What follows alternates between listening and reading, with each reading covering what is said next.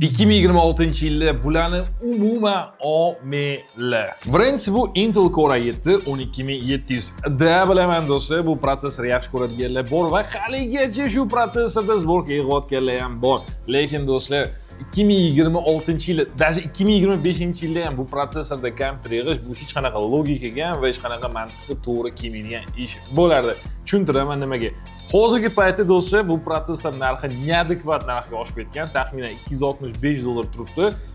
Bunaqa mощности prosessorga bunaqa narx bu вообще hech qanaqa do'stlar ramkaga sig'maydi. Do'stlar, yana bitta sababi hozirgi paytda bozorda arzonroq bo'lgan i5 14600KF bor. Bu i7 12700 dan kuchliroq prosessor, ishlari ham kuchliroq va o'yinlarda ham ko'proq FPS beradigan. Va do'stlar, narxi taxminan $60 arzonroq chiqadi.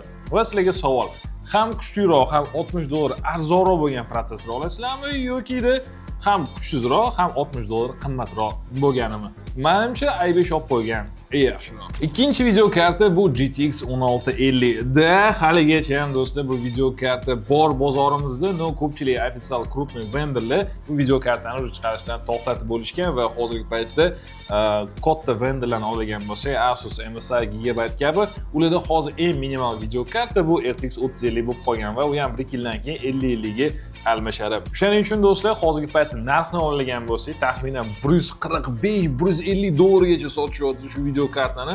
Bu do'stlar просто neadekvat narx. Bunaqa kuchdagi video kartaga $15-20 qo'shib olib 1660 super olsa bo'ladi. Xuddi shu brenddan Arcticmi, Axelmi o'sha brenddan bor hozirgi paytda. Va do'stlar, $15-20 qo'shib 1660 super oling, mazza qilib ishlating. 1650 hozirgi paytda past ishlamaga yaramaydi. Na kibersportiv o'yinlarga ko'taradi, no snachashka. Men yangi chiqayotgan o'yinlarni уже yoqmasangiz ham bo'ladi. Uchinchisi bu DDR3.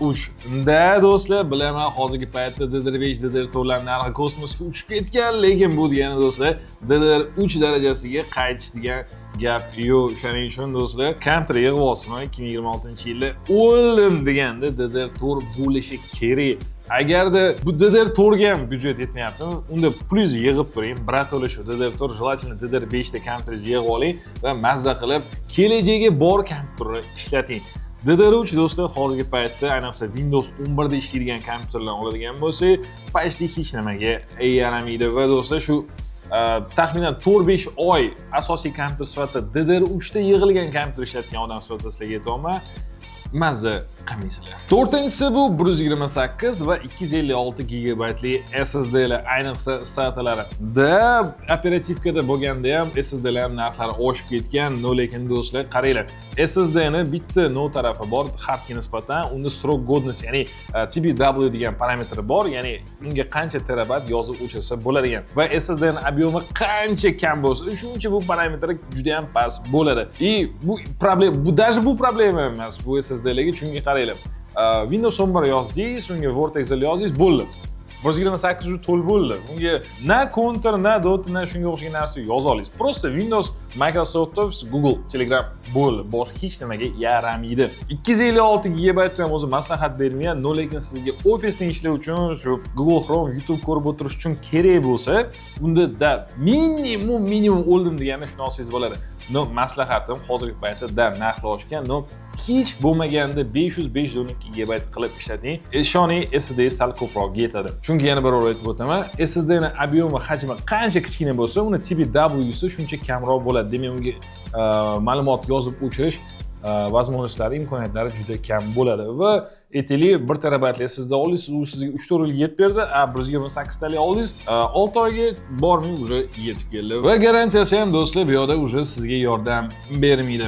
5-o'rinda legenda bo'lishga ulgurgan va haligacha shu kompyuterxonaga kompyuter yig'ayotganlarda va shu B-uchi OLX prosta eng yaxshi ko'rgan video kartasi RX 588 GB.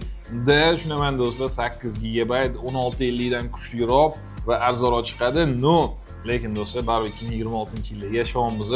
Bu уже RTX davri, RTX chiqqaniga ham уже do'stlar qancha bo'ldi? 2019-2020 chiqqan bo'lsa, do'stlar уже 6-7 yil bo'ldi RTX lar chiqqaniga va hech bo'lmaganda do'stlar video karta olsizmi?